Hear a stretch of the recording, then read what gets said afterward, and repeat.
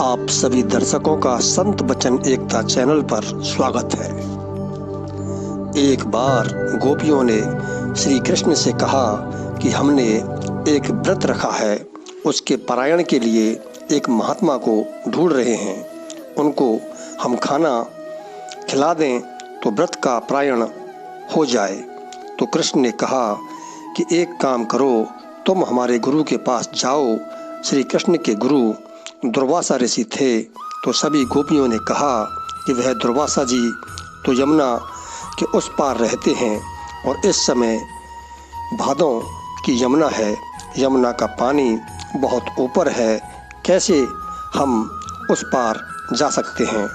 तो श्री कृष्ण ने कहा कि अच्छा, एक काम करो, तुम जाओ और यमुना से कह दो कि अगर श्री कृष्ण अखंड ब्रह्मचारी हैं तो यमुना मार्ग दे दे। अब गोपियों ने सोचा कि ये झूठ बोल रहे हैं, अरे हमारे साथ खुद ही घुमा फिरा करते हैं, हम लोगों को प्रत्यक्ष अनुभव है कि यह कहाँ से अखंड ब्रह्मचारी हैं। हमारे साथ राधा जी के साथ इतने दिन इन्होंने गुजारे हैं और अखंड ब्रह्मचारी कैसे हो सकते हैं। तभी एक सखी ने कहा कि एक गोपी से कि चलो छोड़ो, जाने दो, अगर यमुना मार्ग नहीं देती तो इन्हीं के कान खींचेंगे और इनका कृष्ण का फिर से दर्शन मिलने का लाभ प्राप्त होगा। इससे पहले आप कृष्ण की सच्चाई जानें, आप हमारे चैनल पर नए हो तो वीडियो को लाइक करें, शेयर करें, सब्सक्राइब करें। गोपियाँ गईं यमुना के पास और कहा यमुना से कि हे यमुना मैया, अगर श्री कृष्ण अखंड ब्रह्मचारी हों तो आप हमें मार्ग दे दीजिए। हम व्रत के पारायण के लिए कृष्ण के गुरु दुर्वासा जी को ये प्रसाद देना चाहते हैं। वह भादों की यमुना के ऊपर उसी समय पुल बन गया। अचानक से गोपियाँ ये देखकर दंग रह गईं। यह क्या बात है कि यमुना जी भी श्री कृष्ण से मिली हुई हैं।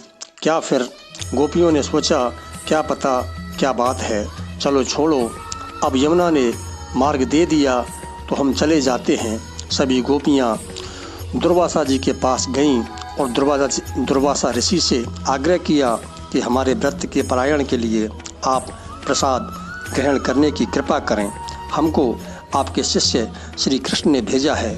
दुर्वासा जी ने कहा कि ठीक है। फिर गोपियों ने सब्जी, तरकारी और खीर, तरह तरह के व्यंजन सब कुछ दुर्वासा ऋषि के सामने रख दिया। हजारों की तादाद में गोपियाँ थीं, सभी के भोजन बनाकर ले गई थीं। दुर्वासा जी बैठे और भोजन खाने लगे, लेकिन दुर्वासा जी ने भी मौज में आ गए और वो खाना खाते ही जा रहे थे।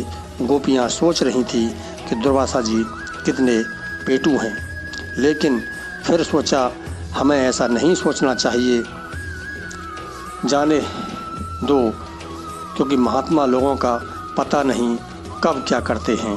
दुर्वासा जी ने खाना खा लिया और फिर गोपियों ने उनसे विनती की कि हमें वापस जाना है, हमारे घर वाले लोग हमारा इंतज़ार कर रहे होंगे, भादों की यमुना है। तो दुर्वासा जी ने कहा कि एक काम करो कि जाओ यमुना जी से कह देना कि अगर दुर्वासा ने अपने जीवन में दूब के अलावा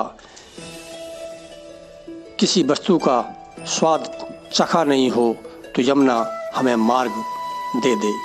फिर गोपियों को चिंता होने लगी कि इतने सारे व्यंजन पेट भर के खाया है इन्होंने और कह रहे हैं कि केवल दूब के अलावा कोई स्वाद मिला ही नहीं। फिर सोचा अब जाने दो, महात्मा लोग हैं, क्या कहें इनको, हम ऐसा नहीं सोचना चाहिए कि हे यमुना जी, अगर दुर्वासा जी ने जीवन में केवल दूब का ही स्वाद लिया हो तो आप हमें मार्ग दे दें। तुरंत यमुना जी ने मार्ग दे दिया। अब गोपियों को यह मन में शंका है कि पहली बात तो श्री कृष्ण अखंड ब्रह्मचारी कैसे, और दूसरा कि दुर्वासा ने कभी दूब के स्वाद के अलावा कोई स्वाद लिया ही नहीं। सभी गोपियाँ श्री कृष्ण के पास गईं और उन्होंने बोला कि महाराज श्री कृष्ण, हम को तो समझ में नहीं आ रहा है कि ऐसा हो सकता है। कैसे आप अखंड ब्रह्मचारी और कैसे दुर्वासा जी ने कभी दूब के अलावा कोई स्वाद लिया ही नहीं। तो श्री कृष्ण ने कहा कि देखो, यह बहुत आसान सी बात है। योग माया की शक्ति से भगवान और महापुरुष, महात्मा, गुरु, संत इत्यादि नाम हैं, ये लोग कार्य करते हैं।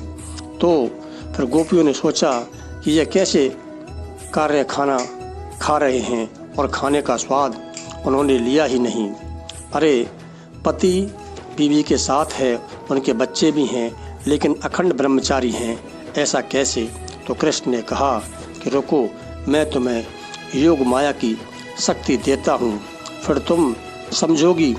तब श्री कृष्ण ने योग माया की शक्ति गोपियों को दी। जब शक्ति मिली तो फिर गोपियों ने कहा कि यह कार्य करना बड़ा ही